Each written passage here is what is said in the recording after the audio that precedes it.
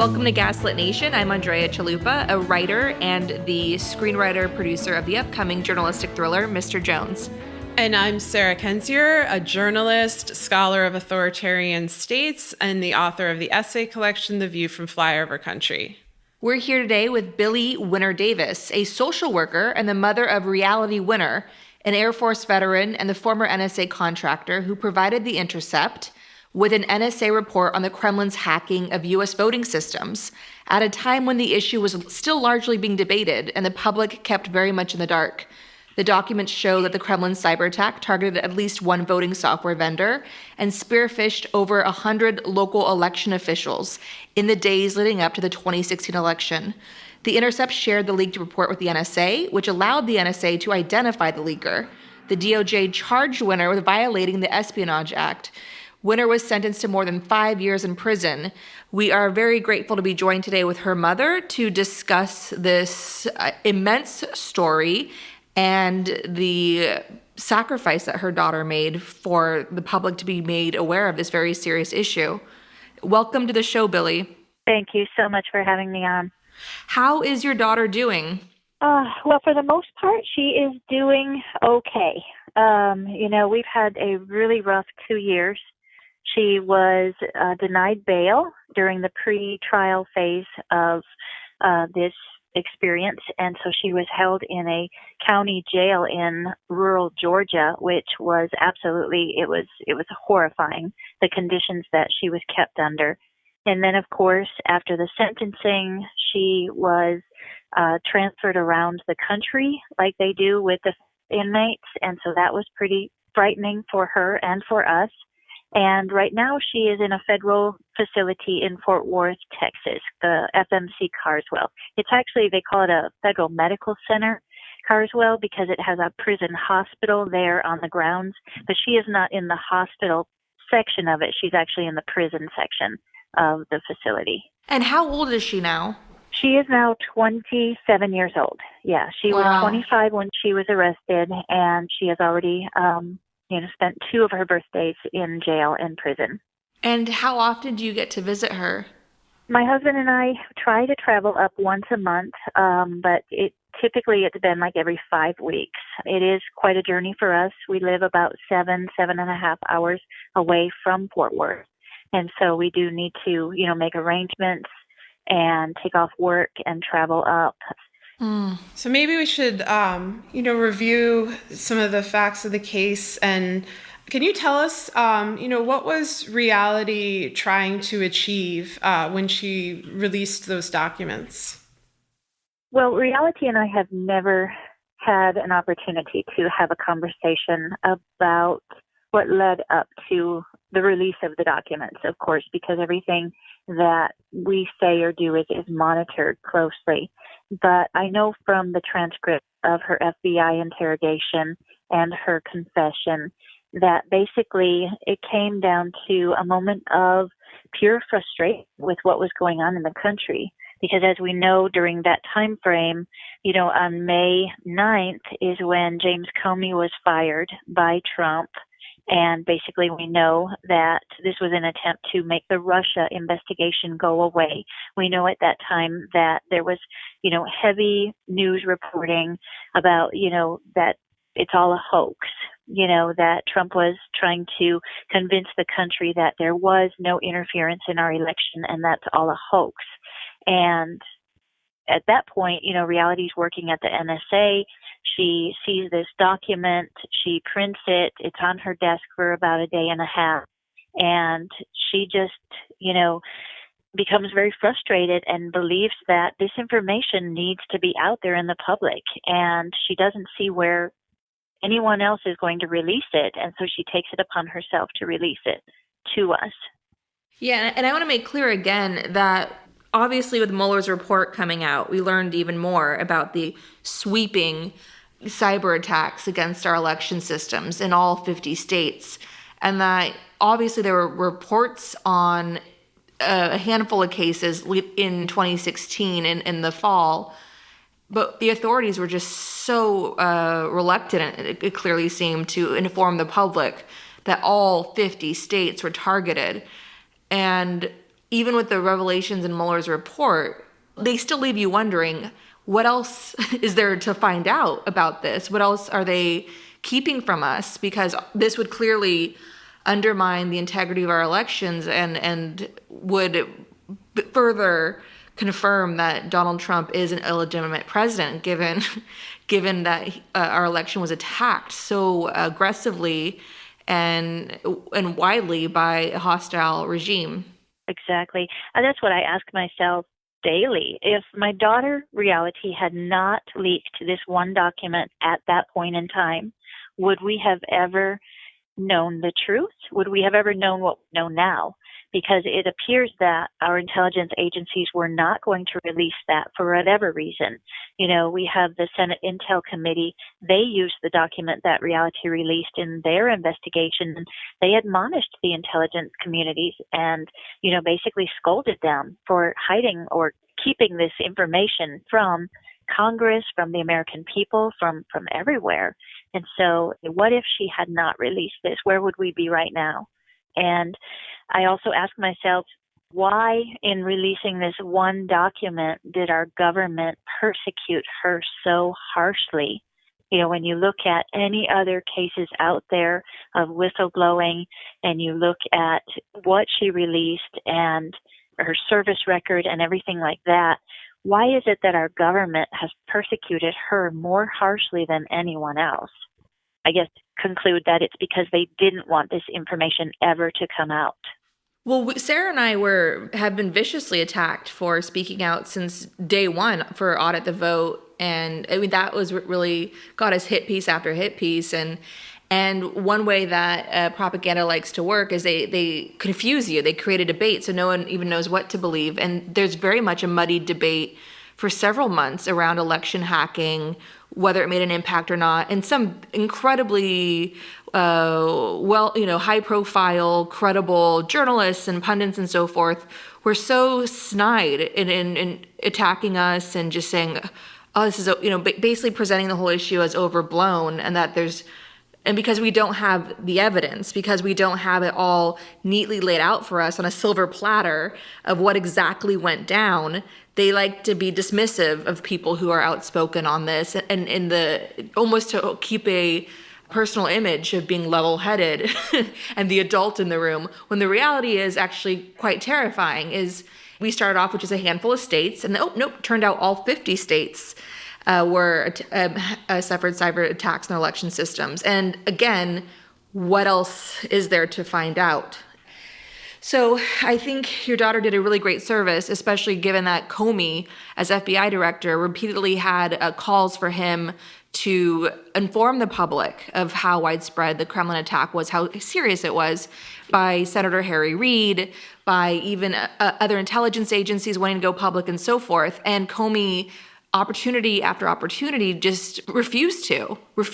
And that was the total abdication of his role as FBI director and his role to keep our country safe. So it is frustrating to see someone like James Comey, who let our country down in such a severe way. James Comey, who played such a pivotal role in the decline of democracy in America, the decline of the Western Alliance, all of it, which is not failing to do his job in 2016, just alone on how it came to informing and educating the public on Kremlin's attack.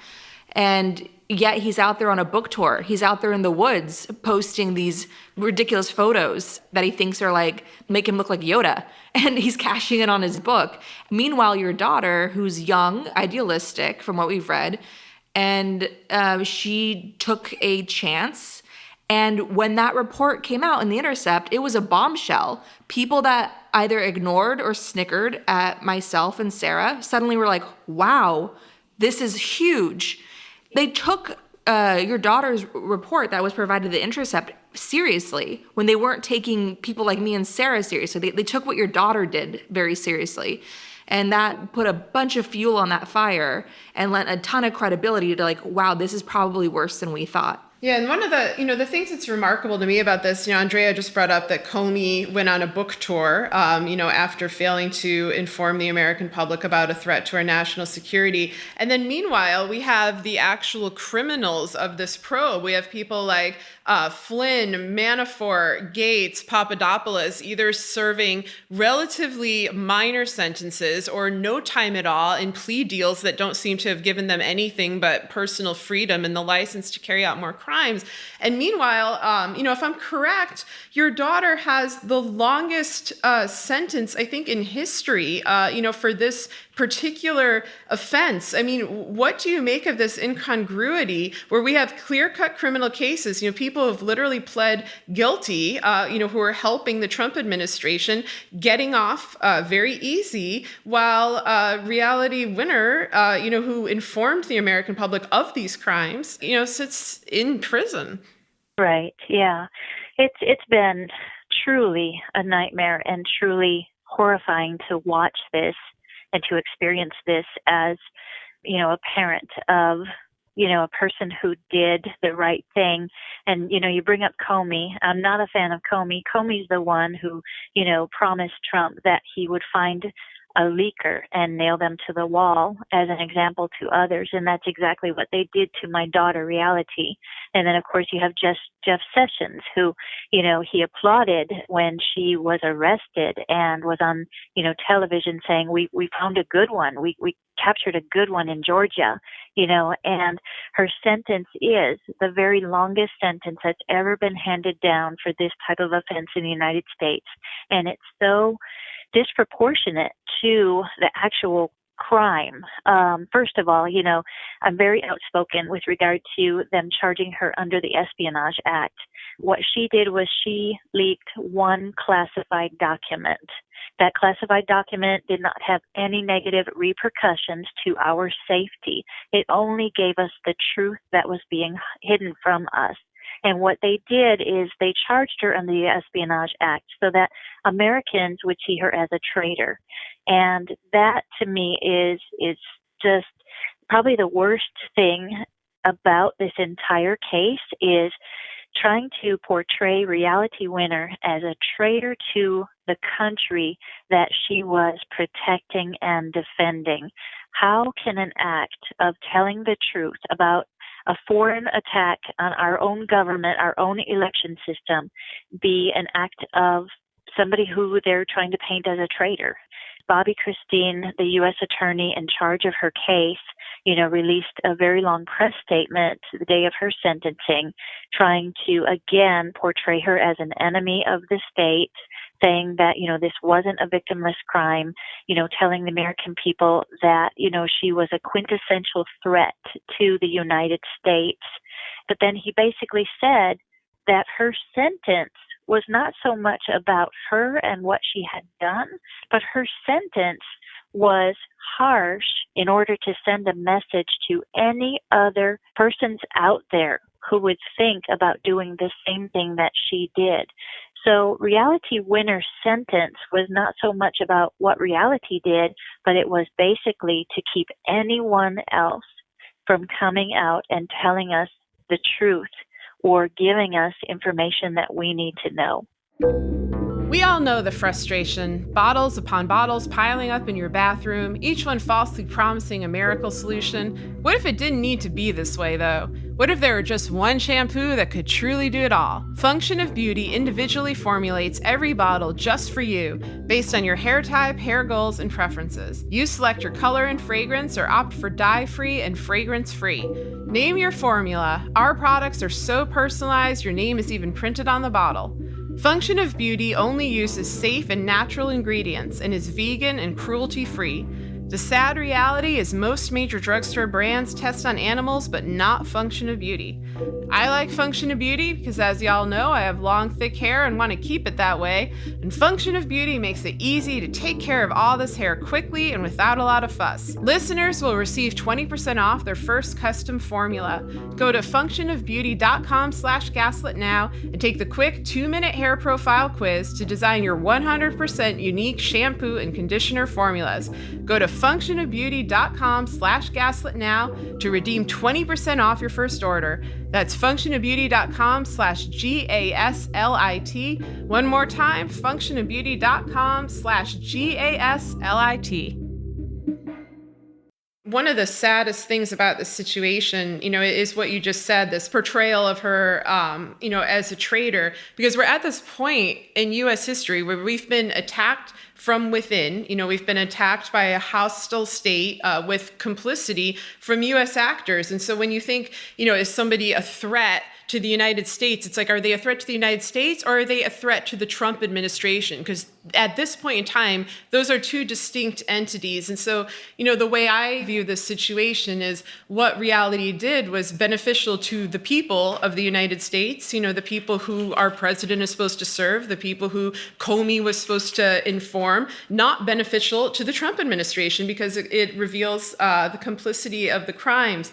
One other thing that Andrea and I were talking about earlier, and we've talked about on previous shows, is, there have been more whistleblowers that have come out since. Natalie Mayflower Edwards, for example, is one who told about Russia infiltrating the U.S. Treasury in 2015, which to me is another major story that seems to go under the radar. We've noticed more people coming forward, and they're almost all women. I think that thankfully other whistleblowers haven't been completely deterred by the harsh treatment of Reality Winner. But, I was just curious what you think of the fact that it's really women, coming out and fighting for our rights, fighting for transparency, fighting for the freedom of this country, and being disproportionately punished for it as well. I was just curious if you had thoughts on those other cases or on the gender dynamics of this situation. Thankfully, women are, coming up, and I think women are braver at this point in time and willing to sacrifice. Women always sacrifice. As mothers, we sacrifice our time and our lives for our children.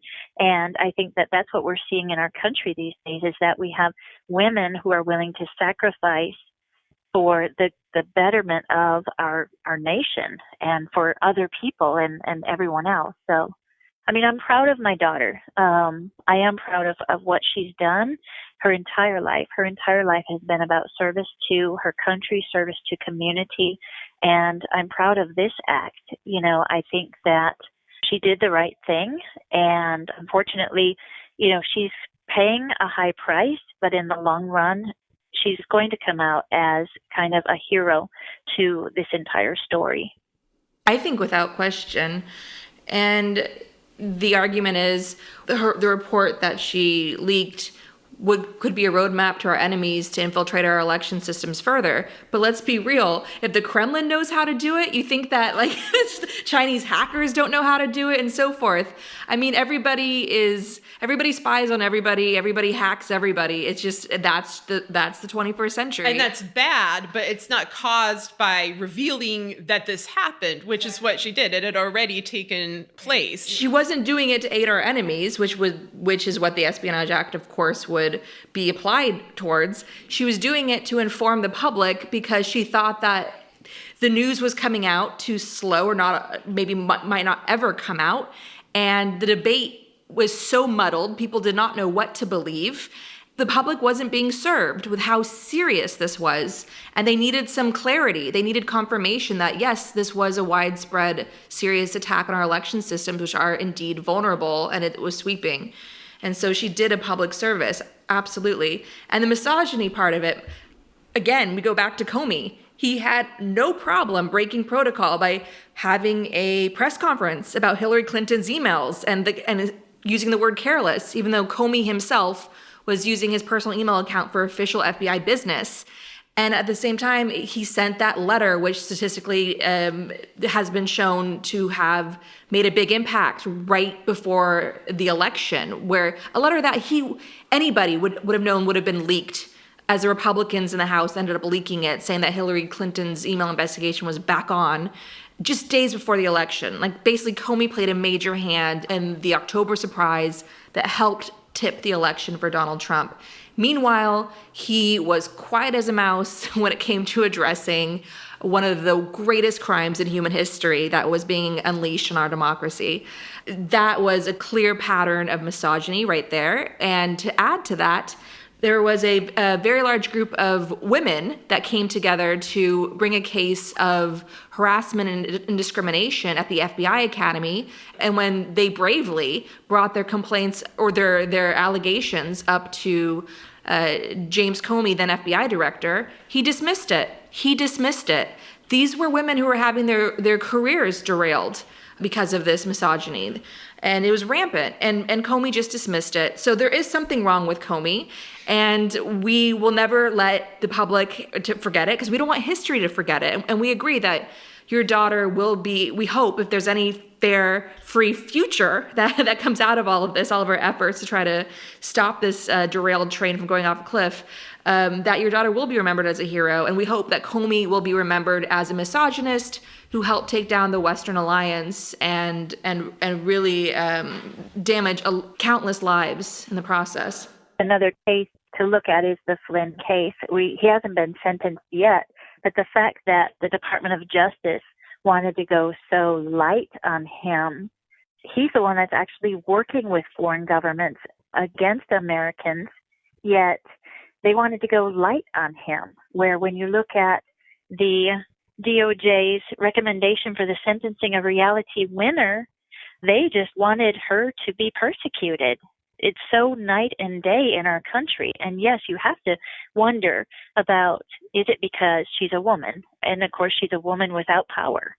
It's almost like the DOJ, men fail upwards. Women and people of color tend to be defined by their mistakes. So you have someone like Paul Manafort, for instance, who for decades, raked in millions of dollars, aiding horrible human rights abuses around the world, destroying democracies around the world, laundering that money, not paying his taxes in the US and so forth. And he was a major figure in the Kremlin's attack on our democracy because they needed Americans in order for this to succeed. And Americans who knew our election systems, knew which states to target. And as we found out from the Mueller report, that Manafort had a strategy to target key states in the Midwest, like Michigan, Wisconsin, and Pennsylvania, with sharing data, polling data on those states with someone connected to Russian intelligence. And those were the states where the audits, where the vote recount campaigns were being led by grassroots efforts and so forth, because the polling was so off. So all this to say is just to sort of recap Manafort's crimes. And yet when he was in jail, Manafort had access to all types of comforts. Like, he had access to the internet. Manafort was doing quite well after his arrest, that he even committed more crimes because he felt just so comfortable. Yeah, and meanwhile, you have to drive 7 hours, and a luxury for you is that you get to hug your daughter. And we also read that Reality has been prohibited from speaking to the media, that she's been banned. And I was wondering if you could comment on that and also kind of tell us, like, if she were able to talk to the press, what would she say? Oh, well, okay, so it's kind of hard to explain to people because, I mean, several media outlets have requested interviews with Reality. And of course, the Bureau of Prisons will send it down to the specific facility, Carswell, and they'll let them know that it's up to that warden. Well, so Carswell has been denying every request, but they let some of the press know that they can have, like, written or email communication with Reality, and if they so choose to. But Reality is called in because she's being monitored by a security officer, and basically she has been told that she is not allowed to have any contacts with anyone associated with media or the press. And so even if Carswell tells a reporter, yes, you may contact Reality Winner through email, she's forbidden from doing that. And so basically they've gagged her, and so we're trying to get through that and trying to work through that with the prison. And try to at least, get some sort of access to her. And I think what reality would tell the public is that, whatever she did for the good of the country. She never meant to hurt the country. She never meant to do any type of harm, that she doesn't hate America as they, try to put out there in all of the media and all of their press releases, that, she's not an enemy of America or the people. I think that is the message that she really wants out there, because the prosecution did a good job of taking certain things and piecing them together in a false type of puzzle. They took pieces out of context and put them out there for the judge and for the world to see. And they portrayed her as somebody who hated her country because of a scribble joke that she wrote in a journal, and also text messages between she and her sister that occurred almost 2 years prior to her arrest. And they put those together and they formed this narrative of this very angry young woman who hates America and wants to join the Taliban. Oh, dear God. That is the definition of thought police, what you just described there. If everyone got arrested for utterances they made out of frustration or dumb jokes or dark jokes or whatever, like scribbles in a journal from years ago, we would all be in the gulag. Hey, don't give him any ideas. I'm so sorry, but your story just really, I want to start bashing furniture. I'm so sorry that you had to go through that, because scribbling in a journal is nothing compared to the encyclopedia of acts that Manafort and Flynn and Jared Kushner and Ivanka Trump and Michael Cohen and Rick Gates and Mike Pence and Donald Trump and a whole long list of others, Papadopoulos, actions, deliberate actions that were taken to undermine our democracy. It's just simply, there's just no comparison here between what your daughter did and what the President of the United States and his family did to our nation. Well, I'm grateful to hear you say that. I'm grateful. I love the way that you summarized that, because, that needs to be said over and over again. And I thank you for that, because you put that perfectly. And I think it's just a horrific reality for all of us to live under, that we live in an America where someone like your daughter is locked away with a gag order, and Roger Stone is walking around free and threatening judges from his Instagram account and coming out with a book and so forth. Yeah, and one of the things that's additionally frustrating is, at the time, when Reality released the documents, which was in June, when they were published in June 2017, as we've said, people didn't necessarily know the full scope of everything that's transpired. We're now 2 years later. The Mueller probe has finished. There have been, a multitude of indictments as well as documentation into Russian interference into the election, which, of course, Trump will simultaneously brag about or deny. This is why we have a show called Gaslit Nation, is because of this attitude. There's also been, along with the Mueller report, a large number of reports in the press that over the last 2 years have grown in terms of detailing the extent of infiltration, not just through propaganda, but into our actual election systems, like hacking, databases, hacking polls and, voter registration, all these sorts of things.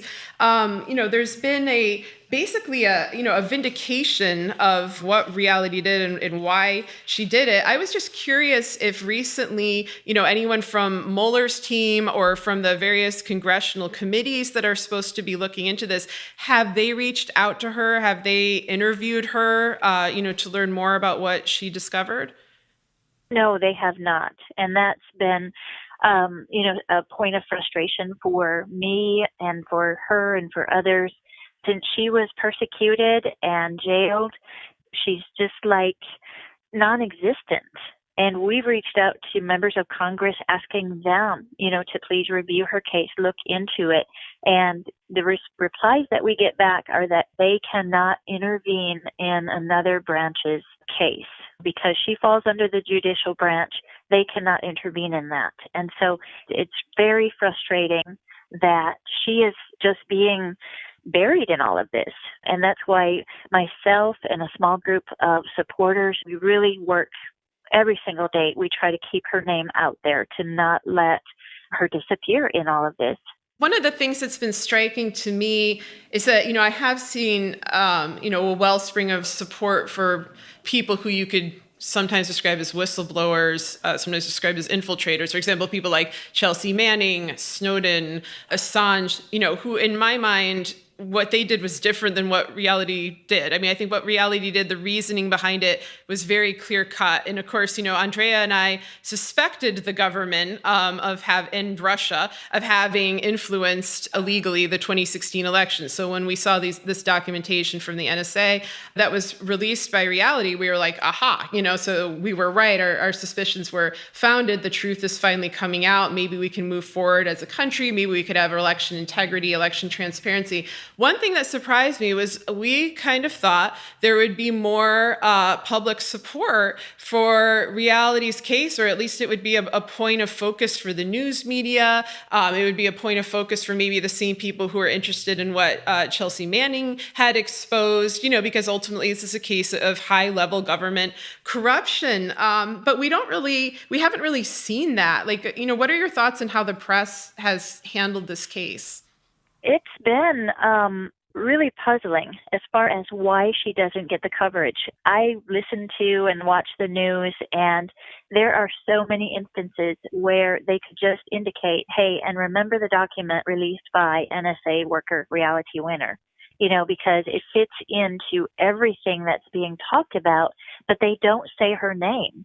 And I know that in the beginning, when she was first arrested and the news was first released, what really made the headlines was her name, because she has a unique name. People made fun of it. People, the news was all about her name. It wasn't so much about what the case was about. And so we've tried really, really hard to make sure that the reality of it, no pun, well, pun intended, the reality of it is out there, that she's a real person and this is a real case, and she's being harshly persecuted by the government for doing something that was in our best interest. And it's puzzling to me why, people like Rachel Maddow, in all of her reporting on the Russian interference, it would be nothing for her to just insert, oh, yes, and we know some of this information because Reality Winner released it. It could be just a blip out there, but they failed to do it. The most recent happening was, the CNN, they did a story on reality, and basically, they were reporting as far as why there's kind of like a media blackout as far as getting to her, because they had attempted to interview her in prison and were denied. And so they did this piece, and the piece was scheduled to air on CNN. And it kept getting bumped. In 2 days, it was bumped to 3 different shows, and then it was just completely bumped off. And there's a part of me that understands, the news cycle. They go with what sells. They go with what's dramatic. They go with what's the big news of the day. But to me, it's really kind of frustrating, because when you watch our news today, they report on the same thing over and over and over again with different perspectives and different panels, instead of actually giving us all of the news. That's why Gaslit Nation has to exist. Yeah, we went rogue because you're right, there are topics that they don't want to touch. And honestly, one of the things Andrea and I have noticed is that, hard evidence of election tampering, and by that we don't just mean a bunch of troll accounts or bot accounts spewing out propaganda that can sway public opinion, which, while sketchy, isn't quite as much of a, espionage kind of attack as a foreign country, with complicit American actors possibly tampering with the actual votes. This is what Harry Reid warned about multiple times in 2016. He said they're going to falsify election results. We've never heard from him about what he meant on that. And the closest we've sort of seen, to hard documented evidence was the evidence that your daughter produced. And so, it is remarkable. I think they are afraid of the consequences of this. I think it, of course, calls into question the legitimacy legitimacy of the election, which then, of course, calls into question all of the things that happened after, all the appointments that were made, Supreme Court appointments, lower court appointments, policies that were passed, laws that were, struck down, and laws that were put into place. It makes us question, quote unquote, reality. I get why that would be a threat to them, but it's very frustrating because at the least we should be, able to have a debate about this.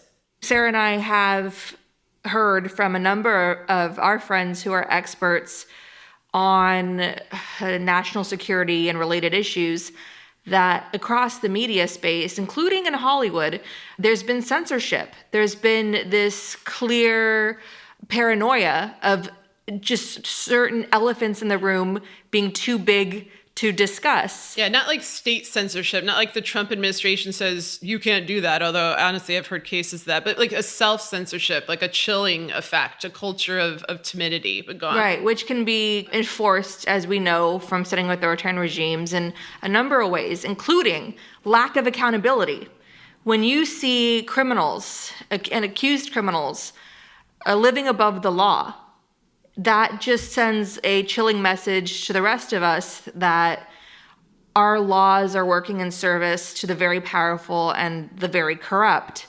And to the rest of us, we have to basically fall in line with the new power structure.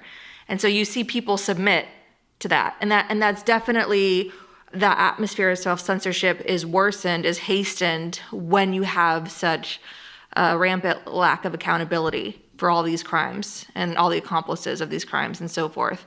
And when you see whistleblowers like the woman at the Treasury, Natalie Mayflower Edwards, and your daughter, Reality Winner, when you see them suffer so greatly, that, of course, deliberately sends a chilling effect to the rest of us of you could be next. Be careful what you say. Be careful what you engage in. Be careful who you book. Be careful what books you publish. Be careful what you say, because you could be next. And so all of it is done intentionally. You don't have to carry out censorship by dragging someone out of their home and beating them in the street. You can carry it out in all these other ways, as the power structures of corruption seem to clearly be doing. I totally agree with what you're saying. It makes sense. And, throughout the work of trying to build the support for reality as well, we've kind of been censored by some groups. Some groups don't even want us to mention Russia. To me, that doesn't make any sense, but there's so many different groups out there that have different agendas, but the media too. I mean, it's just so weird. They just stay away from her story. Yeah, no, it's obvious. I mean, when Assange was indicted for the Espionage Act, there was a huge rallying of support for Julian Assange, and this is the Espionage Act, the same that put your daughter in prison. And you don't see anybody giving her that same amount of fanfare and all across the political spectrum rallying of support. You see far more support for Julian Assange than you do Reality Winner. Even though he's anti-Semitic and he's a misogynist and an accused rapist by two women. So all of that is to say that we're very frustrated by the hypocrisy here and that your daughter's made to suffer when others are going free. I would just like to remind everybody that Reality Winner is an American, and she's a United States veteran who served and protected. She should be supported more than she is. There should be a rally for her in the United States before we do that rally for someone who's not even an American citizen. And worked against America's own democratic interests deliberately, was like an important node in the whole coalition of corruption that helped elect Trump. Absolutely. In terms of the legal process, is there any chance of an appeal or a pardon? Is that something you're seeking? How do you think this will play out? Because she accepted a plea deal, there's no chance of any kind of appeal on the case whatsoever. That is, written into the plea deal. And, I just want to backtrack as far as the plea deal. She was very much forced into this plea deal. She didn't see a way out because of the rigor with which the government went after her, and the court system in Georgia. They were so against her, her being denied bail and being held in that little county jail for over 16 months. The judge denying her legal team subpoenas. They requested to issue 41 subpoenas, and the court denied 40 of them. How could they possibly defend her? And the government made it clear to her and her team that they were going to seek the full 10-year sentence on her if they had to go to trial on this. And the best that they would offer her was this plea deal of the 63 months prison plus the 3-year supervised release. And so reality was at a point where she didn't see any other alternative. And so she did take the plea deal. She changed her plea to guilty, and she accepted this sentence, which was approved by the court. So in that, she's not entitled to any kind of appeals whatsoever. And she's going to be under restrictions for the rest of her life. I know people have made comments out there, that it's okay, she'll be rich after this, she can write a book, there'll be a movie, there'll be all these things that she can make money on. Reality Winner is not allowed to make any money off of her case. She will not be allowed for her entire life to benefit from her case, and neither will her family. Any children, grandchildren that she has, they're even written into the plea agreement as being forbidden from benefiting from this case. And so the government really, really went after her in so many different ways that you don't see in other cases. And so what we have available to us is we do have available, the clemency and pardon process, which we are looking at doing, and clemency basically is asking for her release, a commutation of her sentence. She is eligible for that at this time because she's already served a third of her sentence. We're a bit concerned right now whether or not the Department of Justice will even look at that, because recently, in the month of May, they had a big award ceremony where they gave out awards to the people who were involved in the Reality Winner sentence. And they actually gave out awards to these people for securing the harshest sentence for Reality Winner. And so looking at that, we don't feel like the Department of Justice right now will even consider a clemency. And so we're kind of waiting on that, but we will be doing that. We are seeking attorneys to try to do that process for her and some other things as well. And then at some time in the future, we really would like to see a pardon. I don't know if we'll get a pardon, especially with this administration, but I think sometime in the future, another administration will look at this and will give her a full pardon that will restore her rights. And probably the most insane thing about this is Reality Winner at this point will never be able to vote in the United States again. The insanity of that. She was protecting her vote, but she will never be able to vote unless she receives a pardon. We don't want her to feel forgotten. We want her to feel that her sacrifice was worth it, because as Jennifer Cohen, the election integrity expert, wrote, that there was a difference that came out after Reality took a stand and did what she did. You did see, it was a lightning bolt moment, as I've said a couple of times so far in this episode, is a lightning bolt moment what your daughter did. And so Jennifer Cohen put together this great thread on Twitter, which we'll link to in the show notes on our Patreon page for this episode, for people to read. Was saying that there was a turn towards taking a stronger stand against Russia, and that it's hard to imagine that your daughter's sacrifice, her bombshell of an account that forced everyone to pay attention, didn't contribute to that. So, we want to thank her for what she did and her bravery, and refuse to allow her to be censored by the House Un-American Committee that seems to be so prevalent in our culture, our media, and government today. So we absolutely hold her to a very high esteem, and we don't care what experts on other side of this issue say, because she's a young woman, she's idealistic, and what she did was just a simple act to try to inform the public of how serious the election hacking by the Kremlin was in 2016. And since she did that, we have found out finally from Mueller and other sources that yes, it was widespread in all 50 states. And that, of course, raises the question again and again, what else is there to come out on election hacking? in 2016 and all the years that have followed, because nothing has been done to address this and the way it needs to be addressed. And so the other question is, what can we do for her in prison? Can people send her books? Like, what sort of, could we send her care packages? Like, what do you think would lift her spirits? Yes, absolutely. She does receive quite a bit of mail, but it's always welcome. And so we do have her address on the website. The website is standwithreality.org. Her address is there, and at times she does do requests for books and will post it there, but basically she loves anything. I mean, she's very eclectic in her reading and her likes, and so she can receive books as long as they're from the publishing company or Amazon directly.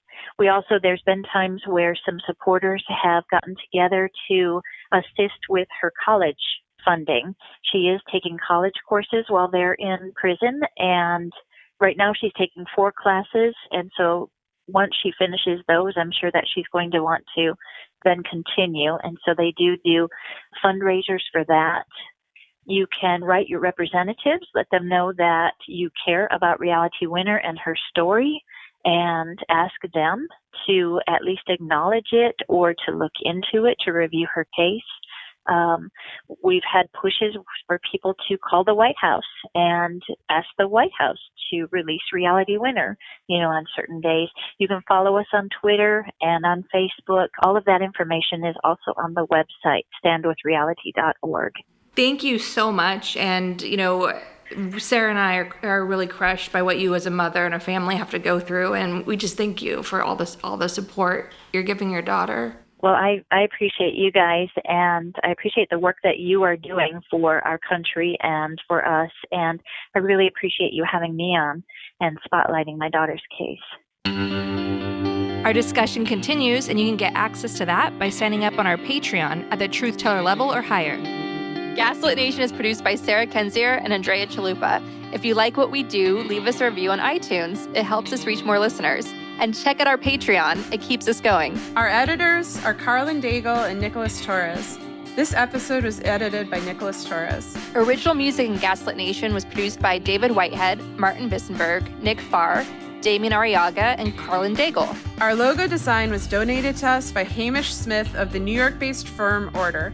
Thank you so much, Hamish. Gaslit Nation would like to thank our supporters at the producer level on Patreon: Solomon Hikes, Alan Liu, David Porter, Joel Newman, Paige Harrington, Adam Levine, Alexandria Lane Detweiler, Glenda de Guzman, Henri Deschamps, Jared Lombardo, Jody DeWitt, John Ripley, Kate Cotton, Kelly Ranson, Kevin M. Garnett, Lorraine W. Todd, Tanya Chalupa, Terry Brady, Zachary Lemon, Ann Marshall, Michael Bayland, Brian Tahudin, Carolyn Friend, Catherine Anderson Carina, Kathy Kavanaugh, Diana Gallagher, D.L. Singfield, Doug Friedenberg, Eric Kaplan, Irina Guardia, Ethan Mann, George Hughes, Gordon Shumway, Gustav Halsby, James Tolley, Jason Rita, Jennifer Slavic, Jans Alstrup Rasmussen, John Dambro, John Keene, Kenshiro Nakagawa, Kevin Christie, Kim Mellon, Christy Vital, Larry Colwell, Lawrence Graham, Luke Stranad,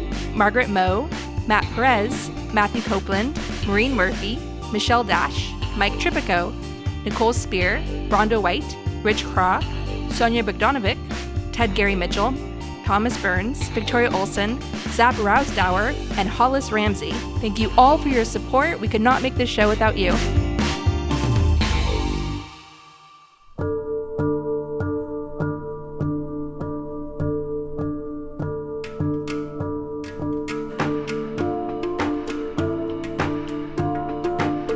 To deal with these abnormal times that we find ourselves in, we here at Gaslight Nation take a strong stance of saying no to savior syndrome. The only thing that's going to get us out of this is self-reliance and holding our leaders accountable. And the only power we have left that we can rely on is grassroots power. To illustrate our point, here's Share, providing a useful metaphor for these times. Rely on no one but your own hard work and dedication. That's the only way out of this. Awaken your inner Share. You said a man is not a necessity, a man is a luxury. Like dessert. Yeah. A man is absolutely not a necessity. Did you mean that to sound mean and bitter? Oh, not at all. I adore dessert. I love men. I think men are the coolest. But you don't really need them to live. My mom said to me, you know, sweetheart, one day you should settle down and marry a rich man. And I said, Mom, I am a rich man.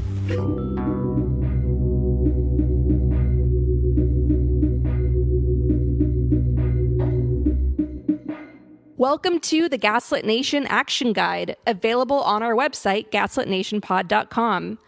Democracy is a lifestyle. Trump is a symptom of the corruption, institutional failure, and indifference that we can no longer tolerate.